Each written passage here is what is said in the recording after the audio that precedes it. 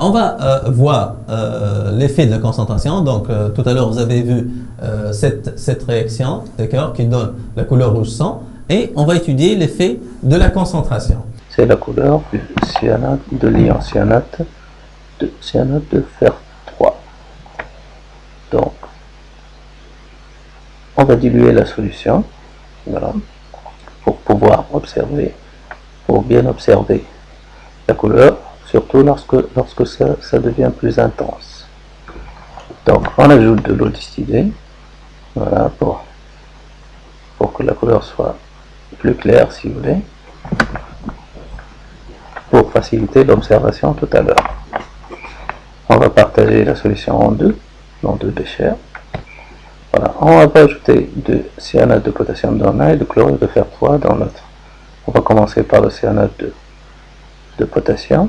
On va ajouter quelques cristaux dans le premier bécher. Donc voilà, on ajoute le cyanate de potassium. On va mélanger. Voilà, donc vous remarquez que la couleur devient plus intense. Donc l'équilibre s'est déplacé dans le sens direct. Voilà, c'est fait. Vous pouvez comparer à l'autre bécher. La couleur est plus intense. D'accord. On va ajouter du chlorure de fer 3 dans le deuxième bécher.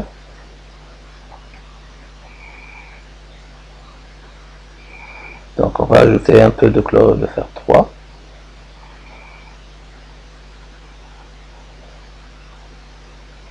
Voilà. Donc aussitôt, vous remarquez que la couleur devient plus intense. Donc là aussi, l'équilibre s'est déplacé dans le sens direct. Vous voyez bien que la couleur devient plus intense. Donc, ça indique la formation de l'ion cyanate de fer 3. Donc, dans les deux cas, l'équilibre s'est déplacé dans le sens direct. Donc, vous venez de voir dans l'expérience que lorsqu'on ajoute du chlorure de fer 3 ou bien du KSCN, cyanate de potassium, donc Fe3+, ou SCN-, le nombre de moles de Fe3+ et SCN- va augmenter. D'accord? Donc, la concentration de Fe3+ et SCN- a augmenté. Donc, la perturbation, c'est quoi? C'est l'ajout. Donc, j'ai joué sur la concentration de Fe3+ et SCN-, j'ai augmenté la concentration de Fe3+ et SCN-. Du coup, qu'est-ce que vous avez remarqué? Que la couleur rouge sang devient plus intense. Donc, devient plus intense, ça veut dire quoi? Que le système a répondu. Il n'est pas resté indifférent. Donc, il a répondu en évoluant dans le sens 1.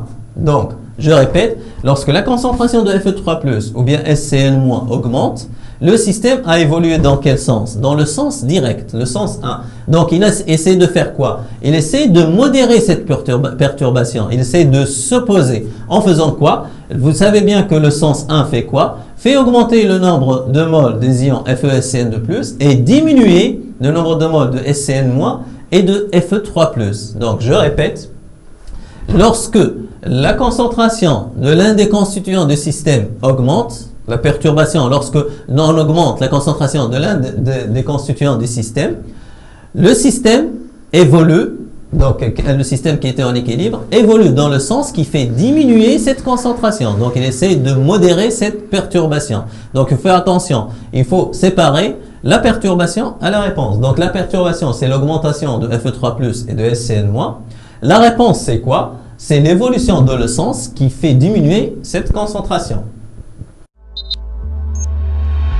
Bye.